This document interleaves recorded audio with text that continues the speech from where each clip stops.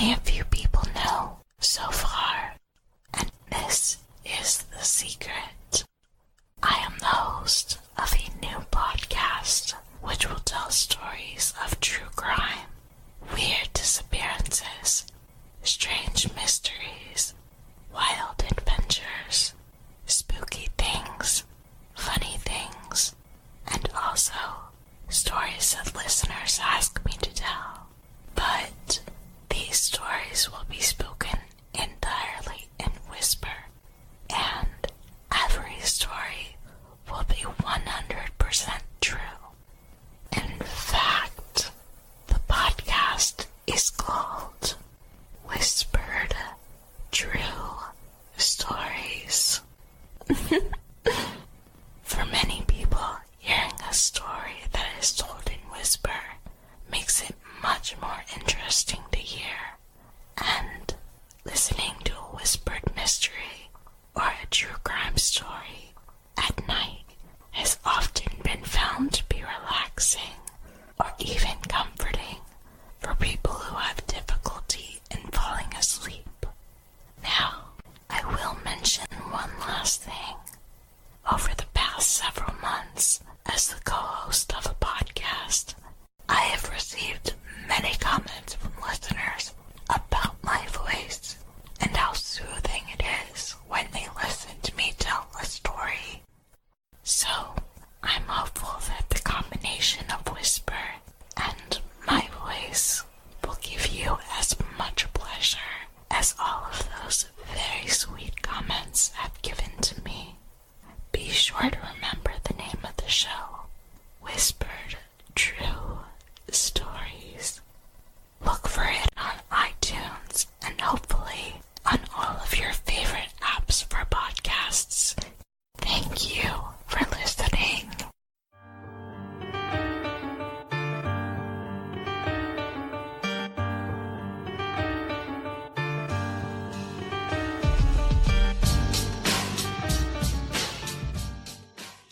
Welcome to Crime Crazy, the weekly true crime podcast with Erin Klein and Diana Seacon. And oh, sorry, Jacqui. just Jacqui. Just Jacqui. She has no last name. I don't know what my last name is right now. I'm in the process. Someday you'll have a last name of your very own. I'm so excited. Well, actually, you have to share it, but where we prove that we know nothing about our legal system, but we're still crazy for a good true crime story. Yay! Yay! I still want to cheer every time.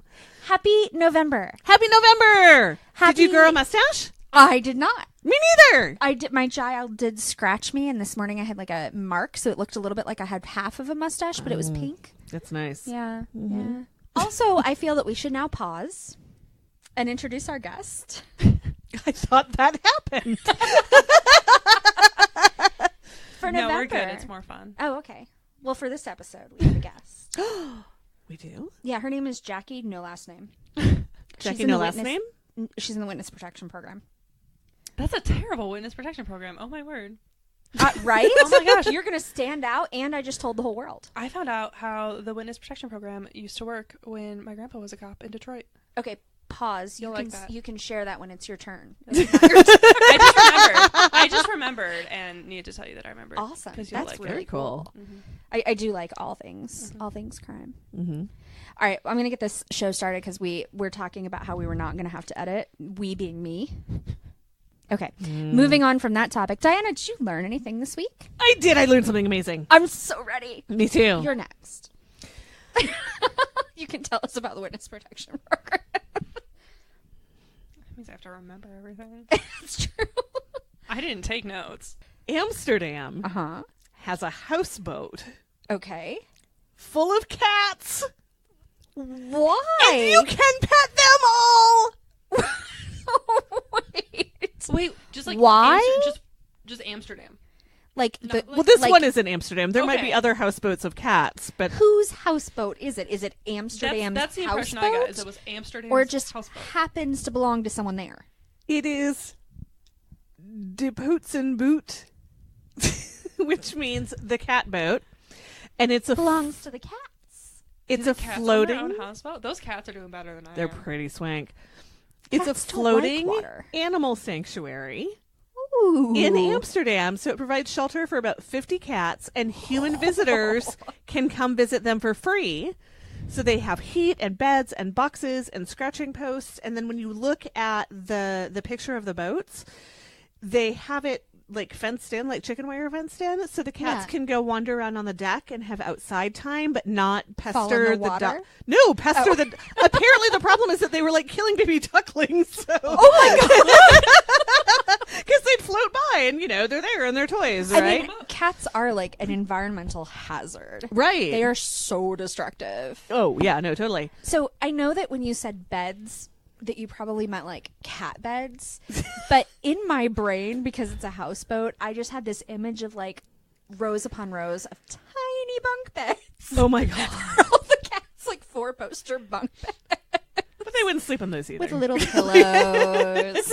They tuck themselves in with little handmade No, bears. I bet they have actual people beds so that the cats can sleep on the end of them. Right. That is adorable. So the next time I go to Amsterdam, this time I'm totally leaving the airport so I can go see this. Someday, Amsterdam, I'm going to see more than your airport. Is it a good airport? It's a pretty good airport. Okay. Yeah. I important. actually tried to be smart the last time I had to make a connection through there. And it was like, okay, so at that point I'd been, I think, twice through the Amsterdam airport. Never left it. And I did some research, and people told me, like, if you're there for 3 hours, you can leave the airport, you can do like a quick tour around town, you can get back to the airport plenty of time. It was like, great, we're going to do this. I gave myself a layover. I was going to leave. I was going to see Amsterdam. I was going to do the quick tour. And then I realized that I landed at 3 a.m. Oh. Oh, yeah. It doesn't matter if you have a layover if it's 3 a.m. Right. There is nowhere to go. No, I think at that point you just are real sad that you have a layover at 3. I was real sad, but I did buy some sweet stuff in the airport because it's a pretty good airport. That's always good. That's where I bought my perfume, which I can't find anywhere else. So now I have to go back to Amsterdam to visit cats and buy more perfume at the duty free. Sounds like a good feel trip. like that's like a business reason, right? So like our company should totally send you. Hey, Courtney. I was going to say, shout out to one of our newest fans. Hey, Linda. So, Jacqui, did you learn anything? I did. What did you learn? I learned about the witness protection program, like... Because you're in it. Yes. Oh, gosh. How many years ago? I think this would have been, like, the 60s, maybe? Which grandpa? My dad's dad. Oh, so not my grandpa. No, not your grandpa. Okay. Sorry. Other grandpa. Okay. You're giving And away he- details. I am. He's dead. It's okay. But Not you're still our in the grandpa. witness protection program. No, our grandpa's not dead. No. Okay, good. Because he wasn't like last week. The other one. Okay. Yeah. So he was a cop in Detroit. He's a detective. He's a very, very good one. All sorts of fun Wow. stories about how he like broke up the second round of Detroit riots and all this fun stuff. Oh, boy. But apparently, back before like computers were an actual thing, they still had the witness protection program. Sort of, not really. And so basically what they would do is if they had someone who needed to go in it, they would just go down to like a local hospital.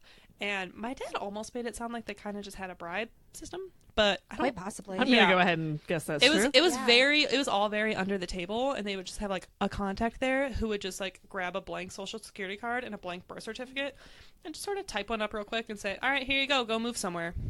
And that was it. Yeah, it seems And fair. so- no, that seems that totally seems about right. But Right. so when my grandpa died and my dad was going through his stuff, he found a bunch of like blank social security cards and blank birth certificates that he Oh my just God. still had from when he just needed to kind of fill them out for people. That's like the Wow. ultimate bug out bag. Yeah. Yeah. I Like, think that I'm going just through way more work to save- change my name than I need to. Probably. Yeah, just grab some of those. I don't know. It depends. Is your credit good? Because it's worth it if your credit is good. To, Is like, it? To, yeah.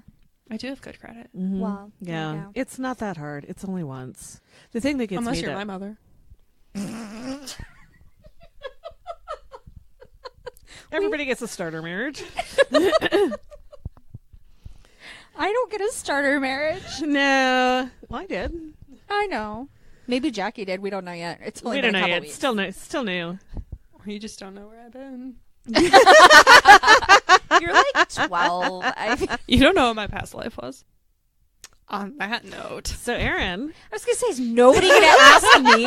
Just sit here and wait. I was gonna hum the Jeopardy theme, but we've done that. Batman. So, Erin. Yeah, Did you learn anything? I did. What did you learn? I found a new kind of octopus. Oh, you found it? Well, You discovered somebody sent it to me. It might have been Chance or Paul. Shit, who was it? I bet it was a Oh really yeah, good it was friend. you. So, full disclosure, did not read the article, just sent it to you. She was like, octopus. Aaron will like that. Pretty much, yeah. Sent it to me. Oh, I And just then- assumed it was an actual octopus. Oh, Not an no. article. You at no point said article. I was waiting for there to be an octopus upstairs. Wait. Okay. So So, wait. no. So Diana sent me an article, and it had 6. It was like 6 I think things it was you don't know, or 8. Oh yeah. Well, I knew all of them except one. And I probably could name all of them too, but they were all like really cool octopods. And the one I didn't know was the ghost octopus. Yes. Tell us about that. So, that's all I got.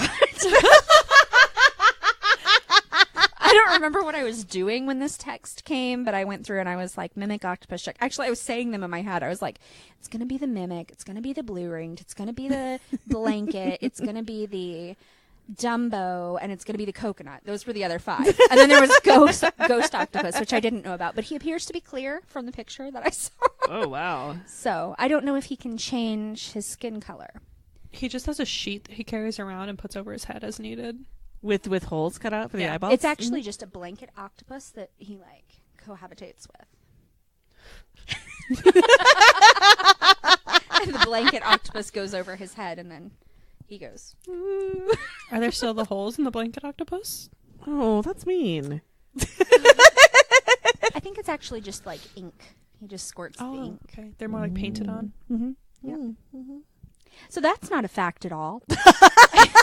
It is now. It's been on the internet. It's true. It's true. Our outstanding listenership. That's right. Actually, our listeners kick ass. Oh my you gosh. guys are amazing. You guys are so fantastic. We have been really, really thrilled with our engagement and our number. Like, Yeah. you guys are so great. You're Okay, so great. let's move on. Uh-oh, she's all Oh, they're verklempt. tearing up. This is a huge chunk of my life. Like, pretty much 100% of my non-work hours. Besides are your spent children? podcasting. Yeah, I don't see them sometimes, Yeah. but I always get the podcast episode out on time. Oh, yeah, 100%. Priorities. Oh. I mean, Sophie is in a lot of our podcast episodes. She gives the warning. That's true. Warning. It's very cute. Alrighty. So, Jeff found this. Ooh. She's outsourcing. No, he, well, I'll talk about it in a minute, but he's been watching this new series, and it was part of that. And he came in to my office and was like, I just learned about this thing, and I knew something about it, mostly that it had happened. But then I watched the documentary with him, and it was cool, so I did a story about it. I'm really intrigued. Is it on Netflix? Yes. I mean, it's not on TV. No, I just can't remember. I think it's Netflix. I don't think it's Hulu. But yeah. Well, because I'm intrigued, because that means I can watch it too. You can. You can. You should all watch it. I'll tell you about it at the end, but At the beginning. it would give it away. So there are lots of different kinds of strategic reserves in the world. I don't think I understand what that means. So strategic reserves are reserves of commodities or items. Okay. Yeah. So when you have a surplus in one year, you put them aside in case. Like a seed vault, but not. Ooh, that's one of my examples. Nice. Yeah. So it's reserved to cope with unexpected events. So if there's an overproduction of grain one year, you put it into reserves. If next year sucks, you have extra to put into the marketplace. So it's price stabilization, helps the farmers out, helps the supply chain out. So someone dropped the ball with avocados is what you're saying. Yeah. Yeah. Okay. Yeah. So And potatoes. there might be one of those. There's a potato shortage. Oh, Fun fact. that's not a fun fact at all. I just ordered potatoes. There are some potatoes upstairs. I have one in my fridge at home because I ate One? the other ones. Because I ate the Oh. other ones. There's one left. Why is it in the fridge? Is it already cooked?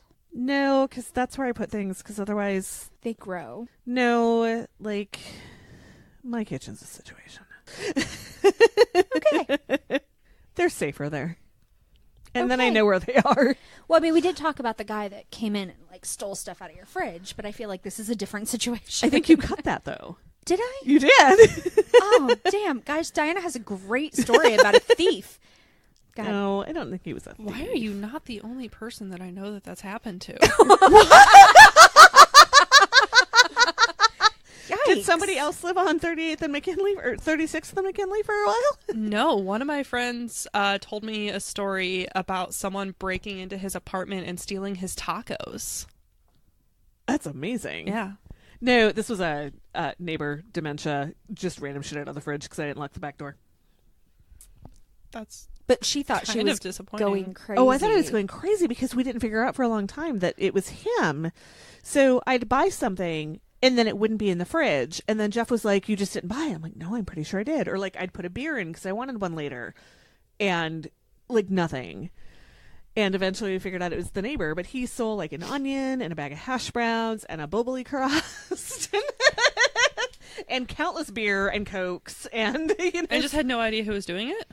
I had no idea that somebody was doing it. I thought I was losing my fucking mind. No, did he know he was did he realize that he was like going into your house and taking stuff, Oh, I or have did no he idea. just had like She he just was out started of locking the door. I just started locking the back door. Never happened again. That's fair. Yeah. No, I never said Simple anything. solutions. His brother came over to take care of him and stuff, and I didn't want to. He was already overburdened. Having a rough time. Yeah. Anywho, Anywho. there's the Svalbard Global Seed Trust. You know what? When you started saying that, I was like, I bet that's a seed vault. It totally is. There's also a National Raisin Reserve. What the fuck? But no Why? avocado. No, nobody gives a shit if we run out of raisins. Well, I don't know. They're small. They're shelf stable. They have lots of calories. They're fucking disgusting and they They ruin make everything. you poop. Like, I feel like they're kind of important. I mean, No, I have successfully lived at least the last 20 years with no raisins. Oh, I kind of like raisins. I No, like raisins ruin everything. I like In- raisins and In trail oatmeal mix. cookies. No, Ooh, no. chocolate chip oatmeal. No. There's the Chinese pork stockpile. That makes me all happy. Wait, but, It's a stockpile. well, it is. But the Chinese pork, like, that's what gets me. Like, China famously doesn't have enough land for livestock. That's why they have a reserve. Why do they have the pork reserve? Did someone send them the pork? Can they send me the pork? Ooh. That's what she said. Along with my train load of Right? Your boxcar of beef. my boxcar beef. There's a cotton reserve in India. Let's see if you can figure out what this one is. It's called the Strategic National Stockpile, What country? the U.S. Well, I mean, there are lots of nations. It didn't have to be the U.S. Only the U.S. would name it a dumbass thing like this. I am going to go with A, soybeans, B, peanuts. No, this is all Virginia. C, tobacco. Wheat. Corn. Corn. Oh, corn was a good guess. The corn was a good guess. Thank you. It's also I lived in not- Nebraska. It's medical Heroin. supplies. I was close. I said heroin. 100 years ago, absolutely. But the best and most important strategic reserve, except the pork one, Puppies. no, better, Cats on a houseboat. I'm sorry. Better than puppies? better. Well, we can't eat puppies. I mean, you can, but again, I mean, like, I guess never this is mind. the U.S., not China's reserve. So. This is not a U.S. reserve. Oh, actually. well then, yeah, puppies. Oh, the best The best one. Buttons.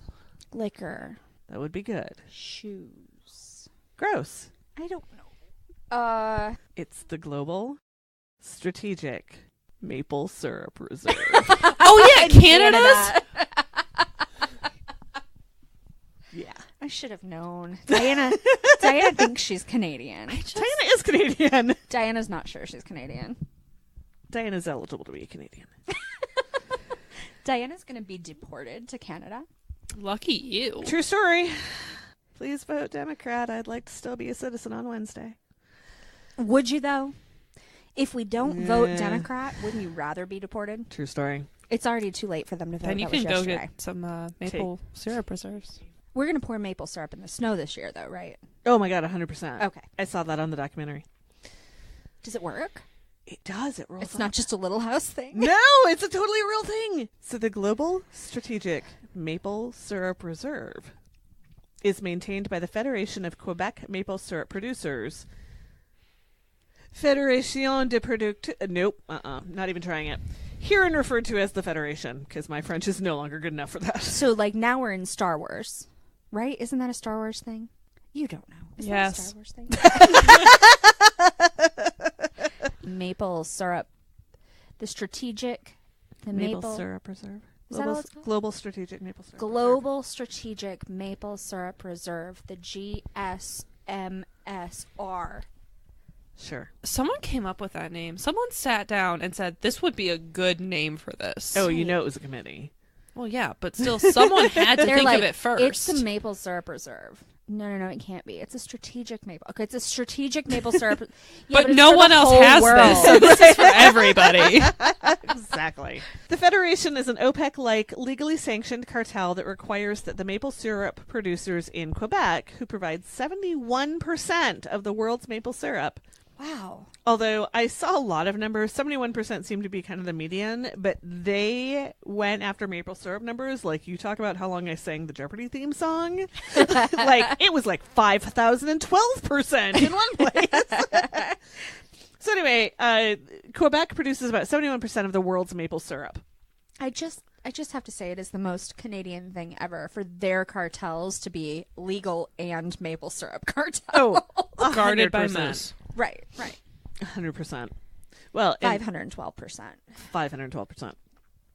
So the Federation requires that they all produce and sell their syrup according to the Federation's rules. So there are quotas, there are caps, everything is sold through the Federation like it's a fully enclosed market for all of Quebec maple syrup. But not all producers in Quebec want to work with the Federation, but they're legally obligated to. Mm-hmm. Is there underground maple syrup distribution? Of course there is. It's Canada. Yes. It's black There is market a maple syrup. huge black market for maple syrup outside of the Federation. Why do I feel like black market maple syrup would taste better? Why am I completely unfazed by that? Like, I'm just not surprised. Because we've probably all eaten it. Probably. Yeah. Is it like honey? Is there a definition of maple syrup? Oh, I'm sure there is. Because there is not of honey, and that's Well, a my big initial issue. Really? I question didn't know that. was, There's is not an blueberry initial syrup included? And then I realized the redundancy of that question. Only blueberry maple syrup. Yes. So the Federation is not a fan of the black market. Well, Really? Really? Now that does surprise me. Right, they are not a fan. So the Federation doesn't like that very much. There are about 50 independent maple syrup producers in Quebec that are in various stages of legal battles with the Federation. And the Federation levies huge fines on producers that won't work with them. So we have a huge federation that's created a legally sanctioned cartel in Quebec. And they produce about 70% of the maple syrup for the entire world. 512% for the 512%. entire world. We have a bunch of people that aren't happy with them, and they're working around the system. Right. Maple syrup prices right now are really high. Maple syrup runs about $2,000 a barrel. How much maple syrup is in a barrel? About a barrel full? A lot. Like 85. It's got to be a lot because I don't pay anywhere near that for a jug. No, but it's like 85 Don't gallons you or something. I don't know. So maple syrup is about 13 times more expensive than crude. Wow. It's really expensive. It's like the 6th most expensive fluid in the world. In 2010 was a great year for maple syrup. There was so much additional to put into the strategic reserve that the Federation had to lease a third warehouse to hold it all. So then we have the perfect conditions for the Great Canadian Maple Syrup Heist. Oh my God. In the summer of 2012, Michel Gavreau was doing an annual inspection of the Strategic Maple Syrup Reserve in Saint-Louis-de-Blanfort at the additional warehouse that the Federation had leased for the extra syrup produced in recent years. He started climbing up the barrels to start his inspection, and he was near the top of the stack when one of the barrels teetered, and he almost fell down. And when barrels are full of maple syrup, they weigh about 600 pounds, so something They was don't clearly teeter. wrong. No, they don't teeter. He's They're just very stable. climbing the barrels? When Cavero knocked on the barrel, it sounded empty. Yes. And when he opened it, It was empty. Completely empty? empty. Licked clean. I don't know about that. Probably they were Canadians. That connection, I'm a little... They're not going to waste maple syrup. Oh, okay. True story. Okay. So he figured it was a mistake. One empty barrel got placed in with a full one. Sure. No big deal. Reasonable. But then more barrels were found. And some of them were empty, but some of them were filled up with water. Water never goes in those barrels, and that's actually how they were able to eyeball some of them, because they had been full of water for so long that they had started rusting along the bottom. Maple syrup doesn't sweat and it doesn't corrode. Huh. Yeah. Can maple syrup be stored like indefinitely like honey? A little bit, yeah. Not quite as indefinitely, but for quite a long time. Right. Not ancient Egypt. No, but I didn't read a ton about the production of it, but it sounded like they there's something about fermenting for longer term. I don't remember. But yes, it's a long time. You can keep They it. would store it as like ready to go maple syrup, right? Like not the sap. They're not storing maple sap that hasn't been boiled down and turned into syrup. No. It's syrup, but it's the different grades and different levels of not condensation, but concentration and Right. Okay. yeah. No. I feel like I'm learning about syrup. That's going to be my next thing is did you know? All you different things, syrup. So, but water never goes in those barrels, so that was a huge tell. And what they found was that maple syrup, nearly 540,000 gallons, Holy shit. which is about 12.5% of the reserve, had vanished. And that maple syrup was worth $18.7 million. Holy shit. That's a lot of syrup. That's so many pancakes. It was I believe the And largest French toast. theft ever in Quebec. What is it with yeah. you and food theft? It's the most traumatic Have kind. you met me? We had the whole conversation about beef, but that wasn't really about theft. But then there was the avocado theft. Like all of these warehouses. Her fridge. Diana's doing research. Her fridge. There is Her no fridge food was- in my fridge. Yeah, it all got stolen. stole Right. it. The next door neighbor stole it. So this whole Federation thing is actually insanely complicated, and I am not getting into it. This is the very, very least you need to know about this situation. Inspectors noticed that the syrup was missing, and they figured that it had to be somebody who had access to it. Okay, so far I'm with them. Right. A plus B. So far, they're doing the better job of the detectives that I was listening about this morning. So this particular warehouse, this was the third warehouse, the expansion one, and it had several different tenants. So they figured it had to be somebody, one of the other tenants, somebody that had access. Oh, okay. And somebody that was able to remove the syrup gradually, because it didn't all disappear at once. Or did it? No, it didn't. They figured out later it had been over more than a year that they had been doing this. Well, I mean, that's still lot impressive. of syrup. No, it's still a lot of syrup and it's still impressive, but it's not like it was over a day or two. Right. It was very gradual. People didn't notice. It wasn't a caravan of U-Hauls full of maple syrup. That's like at least 10 kiddie pools. At least. Kiddie pools of maple syrup sounds like the worst idea ever. So messy. So somebody had to have access. They had to have the opportunity to remove it gradually from the warehouse and Right. replace it bit by bit.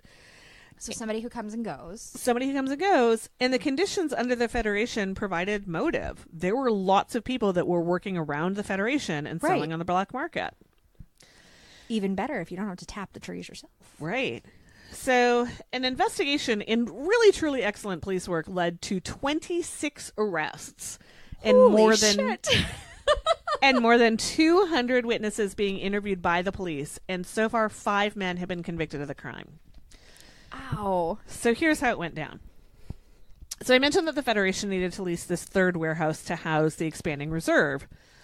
And the warehouse they rented was partially owned by the wife of Avit Caron, and he knew an opportunity when he saw it. Yeah. So This almost is extra, extra, extra syrup. They're not going to miss it for a long time. and he has access. Right. Because his wife owns part of the warehouse. So almost immediately, he started looking for black market buyers for all of the syrup. I mean, that's really good business sense. He looks like a fucker. Like, every picture, he's just all self-satisfied with himself. Right. He's a schmuck. Anywho, so a friend introduced him to Richard Villiers, who was a known barrel roller. And a barrel roller is somebody who skirts the Federation system and sells syrup on the black market.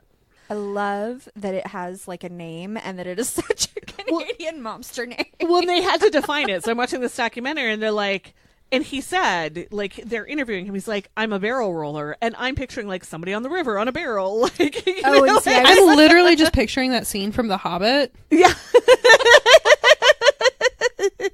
I was thinking, surely it's at least a manufacturer of barrels.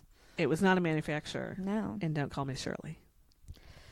I was going to make a joke about that, but So the gang, the people that were doing this theft, they would take barrels from the reserve and they would truck them to a sugar shack belonging to Richard Villiers. So once at the sugar shack, they'd siphon the syrup from the Federation barrels into their own barrels. And they'd fill the original with lake water and Ew. return them to the warehouse. So the Federation has a complex labeling system. So they would also keep the original labels on the Federation barrels, but then they were counterfeiting the labels for their barrels to make it look like it was official Federation. Oh my gosh, because they had them right there in front of them. Right. So eventually they got This is lazy smart. and they stopped bringing the barrels out to the sugar shack. They just started siphoning right in the warehouse and leaving them empty. Nearly 10,000 barrels of syrup were stolen and sent to points east and south where the Federation has no power. Ooh. It was generally sold to legit distributors. Right, because how would they know it wasn't legit syrup? Right, so they didn't know it was stolen. But it was also sold to distributor Etienne Saint-Pierre, who rebranded the syrup as having come from New Brunswick, which is outside of the Federation's jurisdiction, and seems to have known that it was stolen. Right. So all of the trials that I could find were concluded in 2017, and 5 people have been convicted in connection to this heist. So Avit Caron, the man whose wife was part owner of the third warehouse, was sentenced to 5 years in prison plus a $1.2 million fine. Oh. Richard Villiers, who is the barrel roller, was sentenced to 8 years in prison plus a $9.4 million fine. However, he has the option to elect an additional 6 years in prison instead of paying the fine. Okay. So he's appealing. They all are. We don't know how that's gone down yet. Right, right. Raymond Villiers, who is father of the barrel roller, was convicted of possession of stolen goods and fraud with intention to traffic. According to him, stealing from thieves is not stealing. so he's Robin Hood, Right. but like a really bad Canadian they tried to version. make that connection a lot about how they were Robin Hood, except they all got stinking rich, and I don't think they gave anything to the poor. Right, right. So he was sentenced to 2 years minus 1 day in jail to be served in the community, which, fun fact, isn't jail time. To be served in the community, like, is it a work release program? No, he just He just goes is in home. jail, but he's not. He's not in jail. actually locked up. So I don't know if it's how, like, I I don't was even gonna think say, it's does house he arrest. at least get an ankle bracelet? Like what? No, so I looked it up and it sounded like it was kind of parole, but not parole. And if he got into trouble, they just pop him right back in jail. So it's parole. Except no, because he gets the 2 years minus 1 day and 3 years probation, as well as a $9,840 fine. $9,000? Yeah. And if he didn't, That's a pretty good deal right there. right. It's And if not he so didn't, bad. if he didn't pay the fine within 1 year, he would be sent to jail for 6 months. Yeah, Yeah, Canadian dollars? I would guess. pesos actually. There you go. Sebastian, yikes, Jutras was the truck driver in the heist. He got 8 months in prison. And Etienne Saint-Pierre, the reseller, was sentenced to 2 years minus 1 day in jail to be served in the community and 3 years probation, as well as a that's not right at all. I think it was $1.3 million fine, paid over 15 years, or he'll face 5 years in prison. And while some of the maple syrup was recovered, not all of it was, and it may remain uneaten. Or already sold and already consumed on pancakes. I hope so. It's much harder to find once it's been eaten. Much harder. Well, but the syrup that was recovered wasn't fit for consumption anymore, so they got rid of it. Because it hadn't been properly handled? It hadn't been properly handled. Well, that is such a waste. Right? Like, if you're going to steal syrup because it is so expensive, then sell it. Right. Or at least take care of it so you can sell it. Right. It's such a relief after last week's episode. I had to go more ridiculous. Yeah. This whole it. thing, though, so Jeff saw it on Dirty Money, which is, I believe, on Netflix. Oh, you were talking about Dirty Money. Yeah, I was telling you about the Palin thing. Yeah, He is yeah, a yeah. total crook. I might have to do that, too. And so, yeah, he comes in my office. He's like, did you know about this maple syrup thing? And I was like, oh, yeah. Like, I know that it happened. That was Right. about it. So I went in and watched it with him. And it's an hour-long show. They barely scratched the surface of this whole thing. It is insanely complicated. Interesting. Yeah. You wouldn't think so, because it's maple syrup. Right. But it's no. a lot of maple It is syrup. It is lot so of much maple syrup. I wonder how much sap. Like So 4? they talked about that, about how much you boil it down. Like, it's a lot. ton. It's a lot. Yeah, it's like, what, an ounce or something from one of, like, a Curious George. It's a lot. It's a lot. How's a Curious George get in here? There was a Curious George episode I'm about dizzy. maples. Right. There was a Curious George episode about maple syrup, and they tapped all the trees, and he was super excited, and then he was like eating the sap, and then he was really unhappy, and then they showed him how to make it into syrup, and then it made like a tiny little jar that he got to take home after he worked all fucking week for the maple syrup. That was awesome. I really thoroughly enjoyed it. I'm kind of craving you? maple syrup, even though I don't like maple syrup. I do like honey. Waffles. I like waffles. I just prefer my breakfast foods savory. Aaron, Yeah. do you have a story? I do. Because I'm cold and snotty. Title of my autobiography. Name of my sex tape. Okay. I do. I went murder because I needed some comfort this week after last week. So I was like, how about murder? I'm I did afraid to almost- be in your house. Yeah. I did almost listen to Jonestown again this weekend because I needed some happy thoughts. Dorothy Donovan. So I'm going to tell you a sad, sad story about Dorothy Donovan. Is it heartwarming? It is not. Awesome. But it has a twist, which was kind of excellent. So, as I am telling you this story, I want you to think about what you know about police work and murderers and how you profile people and who the most likely suspects are. I believe I am contractually obligated to not know any of these things. And yet, Is it like that riddle where like the maid did it because there was no post on Sundays? it is not like that, actually. Lame. I know. Yeah, it has nothing to do with post or Sundays or maids at all, actually. Yeah, no, you're just totally 100% wrong, actually. Story of my life. All right, so while the story is about Dorothy Donovan, because it is to her that the tragedy happens, I'm actually going to tell you about her son, Charles Holden. Is he a dick? Kinda. He lived in Harrington, Delaware, which made me Hey! our mother's maiden name. Is that plural? I don't know. I started thinking about it as They have different names now. They do, but they both were Harrington. Our grandfather's last name. And on June 22nd, 1991, he had a really shitty night. So he got off work around midnight. I don't know what he did because I really wasn't all that interested. And he stopped for fast food on the way home because he was hungry because he had just gotten off work. Was it Chick-fil-A? I don't know. It's a little unclear. I'm going to guess not because they don't usually stay open that late. It's true. We close at 10. Yeah, so probably not Chick-fil-A. But regardless, when he was leaving after picking up his fast food, he was flagged down by a hitchhiker. So later he had cause to describe this hitchhiker to the police, and he described him as being in his late 20s or early 30s, that he was about 5'8", which it always really gets me when people are like, he's about 5'8". So what that means is he stood next to me. I'm 5'8". He was about the same size. Yes. Well, yeah, I know if someone's about 6 feet, but if they're shorter than that, then I don't know, they're like 4 feet tall. Right. Well, right. Like, it's that's like it. anyone younger than me is like 12. Right. Anyone older than me is like Diana. 90. I knew that was coming. He had a slender build, a pockmarked complexion. Poor guy. He wore plastic framed glasses with oversized lenses. Was the 90s. And while they didn't say this, it was very evident when they drew the sketch. He was black. I feel like that's something he should have included. Race. Yeah. When you're describing a human being. Like, That's racist.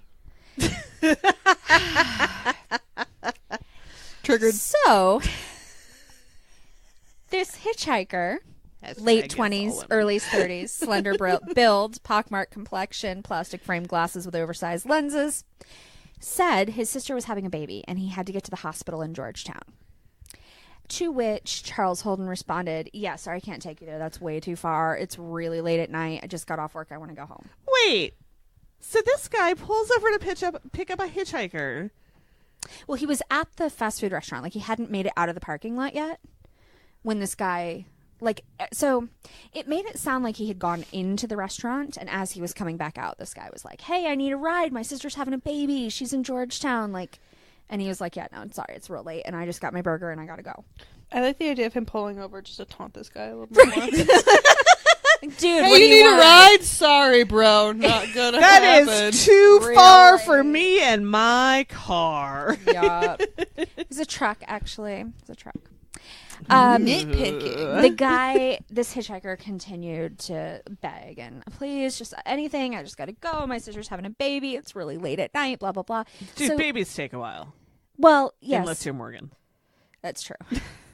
So, eventually, Holden agreed that he would take him part of the way. He would get him a little closer to the hospital. I feel like that's worse than nothing at all. I don't know. It depends on where you're going to drop him off. I suppose. Like, if it's a place where you can then get in someone else's car at now, like, 1 a.m. or whatever, then that's better. But, so I feel like I need to see a map of how all this went down, because then it starts to get weird. So he drives him. Then Call it an does? Uber. It's 1991? And? No such thing. And? So he drives him 3 miles What a dick. Whoa. down Highway Thanks, 14. Dude. Yep. Cheap. And he stops. Did he ask for... Yeah, for gas money. He stops at an intersection, and it's where he would turn to go down his road to his house. But he didn't want this sketchy hitchhiker who was just trying to get to his sister's hospital bedside to know where he lived, so he stopped at the intersection to let him out. Which was all fine and good, and that was the deal that they had arranged.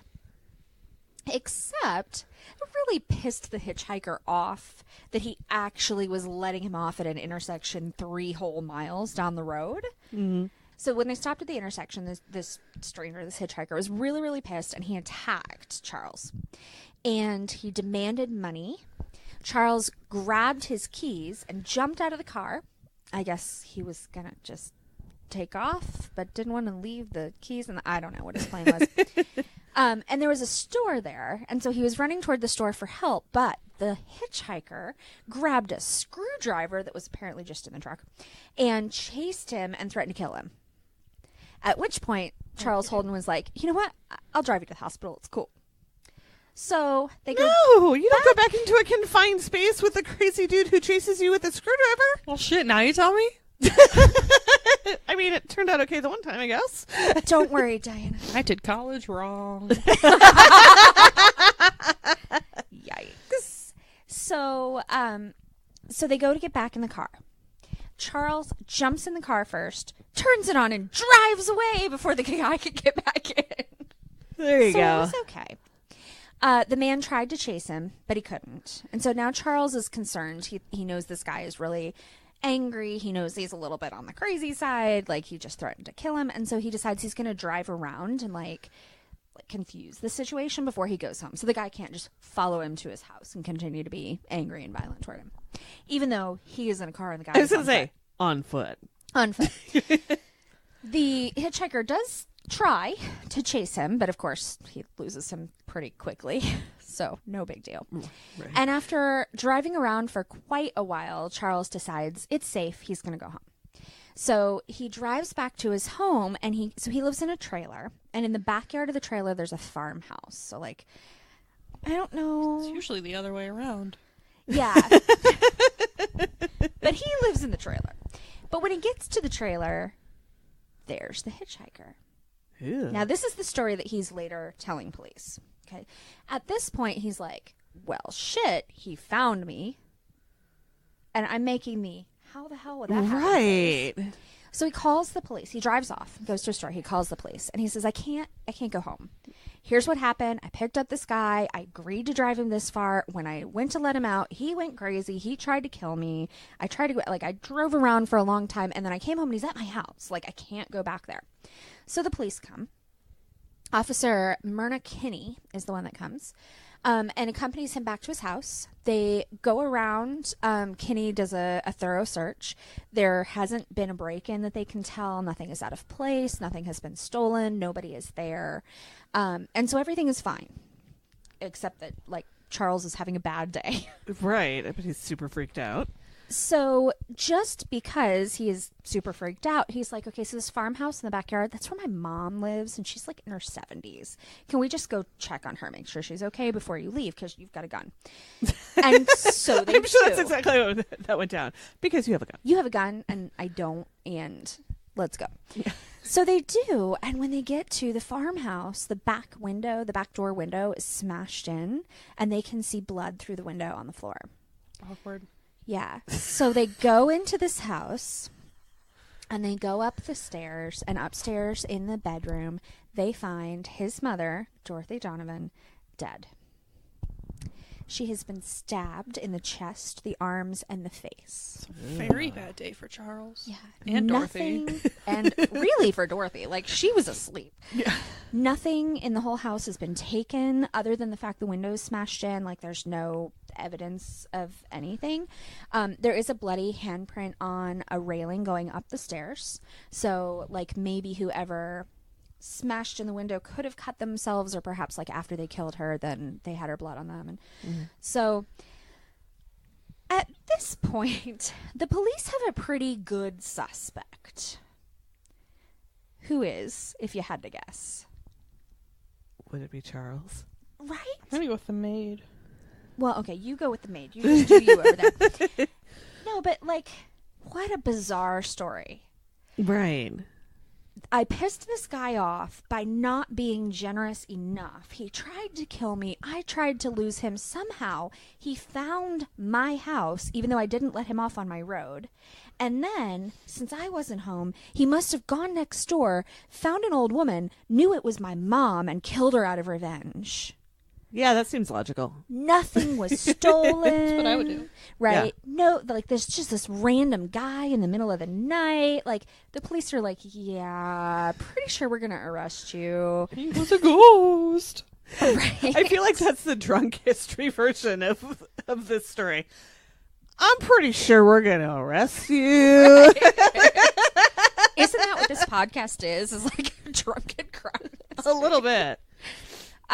So they just thought it was a really bizarre coincidence that this would happen. Plus, Charles was like, hey, here's this crazy thing that happened. They didn't find any evidence at his house. Then he was like, just in case, let's check on my mom. And then she happened to be dead. Like, Right.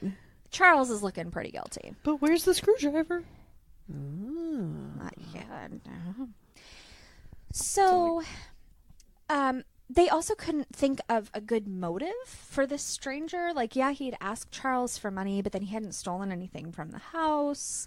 Like, other than he was pissed at Charles and somehow instinctively knew this is where his mom lived. Like, there's no good motive. So, And then they found out that Charles was a beneficiary on his mother's life insurance policy. Dun, dun, dun. Looking really bad. But Which had recently been taken out by him. right, right, in an unusually large amount. Right. So they did still do an investigation. They compared the bloody palm print to Charles. They interviewed witnesses at the restaurant. The restaurant and then at, I guess, maybe the store, like after he'd let him out, they did find witnesses in both places that saw this guy and could corroborate Charles's story. So they knew that there had been a hitchhiker at the restaurant. I don't think anybody had seen him get in Charles's car, but like they knew they were there around the same time. They described him in a similar way. And then people said that they had seen a struggle between, you know, this guy with a pickup truck and this other guy. And so those parts of the story seemed likely. And when they compared the palm print, not Charles's hand. Right? So based on that, they cleared Charles.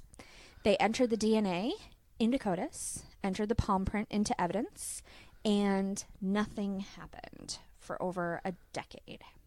Whoa. So, yeah. This whole time, even though they've cleared Charles, like, everyone still thinks he did it. Sure. Because Legit. weird. Either he did it, or he paid to have it happen, or he knows something about it. Like, there's no way it happened the way he said it did. So in November of 2005, there was a DNA hit in CODIS on this evidence they had entered. And it came back, and they were able to match the palm print to Gilbert E. Cannon of Delmar, Maryland. Different guy. It was the baby. So he had lived in Delaware at the time of the murder in 1991. In 1997, so 6 years after the murder, he had served time for a different murder and a robbery and possession. Wait, but he was already back out by 2004? Yeah, apparently you just get like a couple years. That's what I got. I got nothing. What? Jackie's like, that's been my whole experience. It's making me rethink my whole no murder stance, if that's all you get. Right. And actually, you know what? I say that, but I'm not positive that it said that he had served time, so it made it sound like he was done serving time, but it's entirely possible he was still serving time. Oh, yeah, he was still in.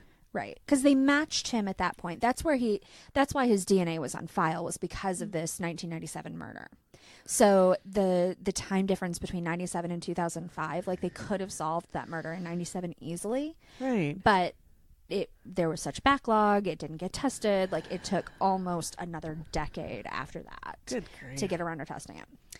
So in January of 2006, they arrested him and charged him with first-degree murder in the murder of Dorothy Donovan. When they first asked him about the murder, he of course denied it, because that's what you do. That's what you do.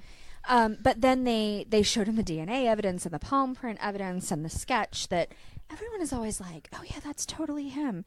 I very rarely see it when you compare like a police sketch to a mugshot. Like he looked nothing alike. Even if he'd put on the glasses, he still wouldn't have looked like that. Whatever. So he confessed. He said he was high on cocaine at the time, that when he got out of the car and could not get back in the car with Charles, he had gone walking down the road. Because remember, Charles dropped him at the intersection of where he would turn to go down his house. So he just randomly went walking down the road looking for a place to spend the night. But all of the houses had lights on, and he didn't want to go ask someone. He wanted to break in and spend the night. So the very first house that he came across that wasn't lit was the farmhouse, because Dorothy Donovan was asleep because she was in her 70s and it was the middle of the night and she had gone to bed. Right. He broke the glass in the back door so that he could go in so he could sleep in the house, but it woke Dorothy up. So he murdered her so that she couldn't ID him. It was completely a coincidence. He didn't work with anyone else. He had never met Charles Holden. He didn't know Dorothy. He had no idea they were related. He just happened to stumble upon her house, break in, and murder her. And so after, a decade and a half, they finally proved that poor Charles Holden was telling the truth the whole time. So he is serving life in prison, no possibility of parole. Wow. Right? That is crazy. It's like the worst. Like if I was going to murder somebody and then make up a story, that is like the shittiest story I could come up with. Oh my God. Take something out of the house. Take her purse. Something. Literally anything. Right. Yeah, and he had plenty of time. Like he totally could have, or you hire someone. Like it was just such a. Like if I was a stupid criminal trying to get away with murdering my mom for the insurance money, that's exactly how it would have gone exactly down. how it goes. Yeah. Oh, wow. That's amazing. Yeah. Walked past all these other houses, but they all had a light on, and so he didn't Note go to in. self: sleep with the lights on. Right? Yeah. So that's my twist. That's amazing. That was so good. Yay! I'm just feeling so relieved that October's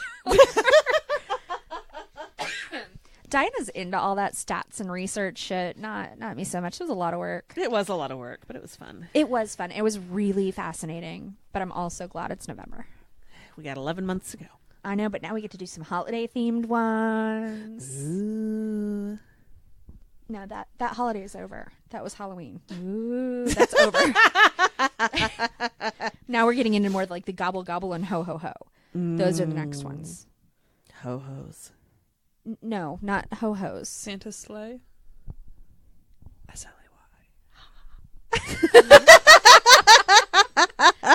Diana, do we have any shout outs this week? So Crime Crazy is sponsored by Elizabeth Wilder Woohoo! and Dave Hat. Woohoo! Show sponsors support Crime Crazy through Patreon at the $10 per month level or above. Thank you. You're our favorite. Yay. A special thank you to all of our Patreon supporters. It is The first episode of the month! So to all of our Patreon supporters, Brian Williams, Elizabeth Wilder, Dave Hat, Patty Snow, and Peg Poole, thank you. You're awesome. If you'd like to support Crime Crazy, and you should, Of course. please check out our Patreon. Go to patreon.com/crimecrazypod or search for Crime Crazy Podcast. All patrons get a monthly shout out on the show. Plus, we will love you forever. Forever. Whether you want us to or not. No, We're not that kind of a Only podcast. way. Only way to get love. it is. It is. If you need to be validated, this is how. There you go. We do not have any new review shout outs, but it has only been like 2 days since we recorded last. It's true. Guys, I feel like we're recording every other day. Kind of. Do nothing but edit podcasts. And work. And work. And then edit podcasts and then work and then wonder how I'm going to edit a podcast on the bus. So, if you'd like to receive a shout out, please rate and review us on iTunes or your podcatcher of choice. If we miss you, send us a little note. Because Yes, if it's please. not on iTunes, we may or may not ever find it. Yeah. And if it is on iTunes, we may or may not ever find it. It's real touch or go either way. We give shout outs for all reviews. But we like the 5-star ones the best. Yeah. You can follow Crime Crazy on Facebook. We're at facebook.com/crimecrazypod. From there, you can check out either one or both of our discussion groups. Yes. You can follow us on Twitter at Crime Crazy Pod, on Instagram at Crime Crazy Pod. Oh, I owe you guys some lizard pictures. Yeah, we haven't had I have lizard some new pictures in a Mirabelle while. pictures. I'll post. Yay! You can visit our website at crimecrazypodcast.com or email us at crimecrazypodcast@gmail.com. You can follow us on Twitter. You're at. Aaron Plein. I'm at Diana_Secon. Do you have a Twitter? No. Or I do, but I don't know the password. Jackie's over Twitter. That's where the old people hang out. I mean, yeah. Twitter was like so 3 years ago. Diana can't figure it out. Twitter confuses me. You can follow us on Instagram, which I have fucking figured out. You're at. E-Plime. I'm at Diana_Secon. So, Diana, it's November. Yeah. I know I'm not going to get murdered by poison candy. Nope.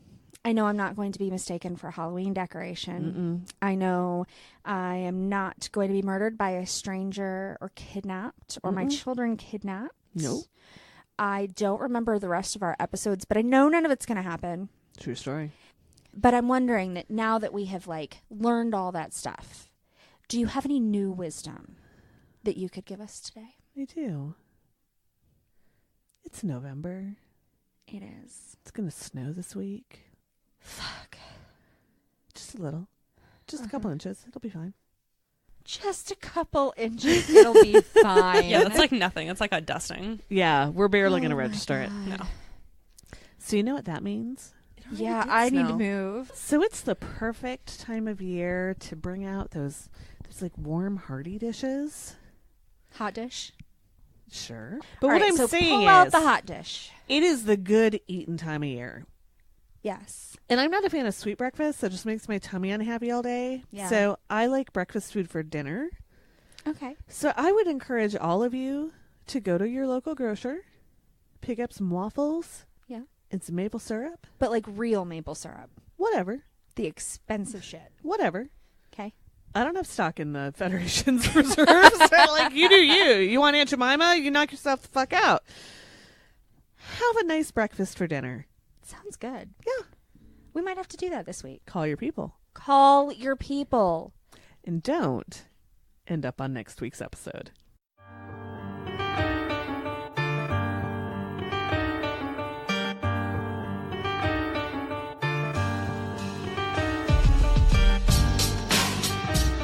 Aaron sent me a goat. It's true. I did send you a goat Like an actual goat? in the I- mail. It was goat mail. It was you goat mail. You goat mail. It was not amazing. an actual goat. I still think the I'm funniest part so is that disappointed. No octopus, no goat. so I think the best part is that I had bought Erin these pillows that she'd been talking about for months, did not say anything to her, never mentioned it, and I'm waiting for them to be delivered because I know they're showing up that day, and then I get a package from I don't know who marked you got mail or you goat mail, and it's from Erin, and then I get a message from her.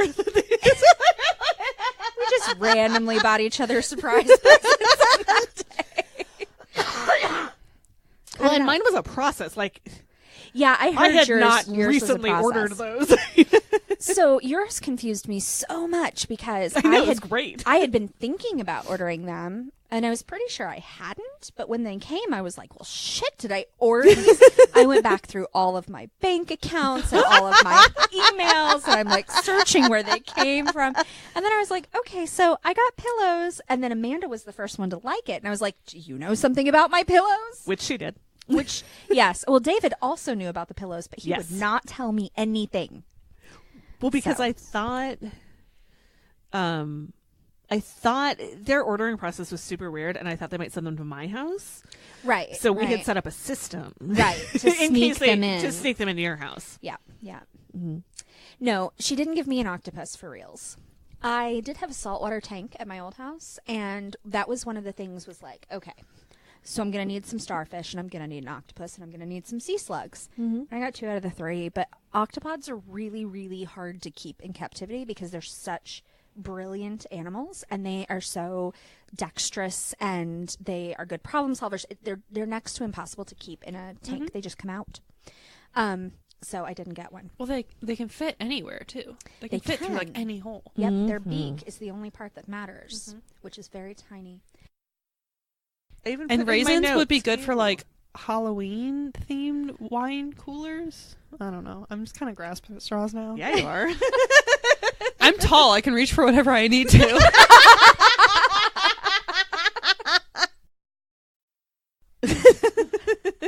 That's how our episode's going to end. That and the Harry Potter song, it's just going to be us singing for like 4 hours. We're up to 4 hours now. Oh, my. This episode is a disaster. Fuck. He works with Franklin's dad. Who's Franklin? Hey, it's Franklin. How How about Harry Potter? Dun, dun, da, da, dun, da, dun, dun. There once was a boy named Harry. That one? No? No. Okay. Love Shack, baby. Okay, we're done now. Cruella de Vil.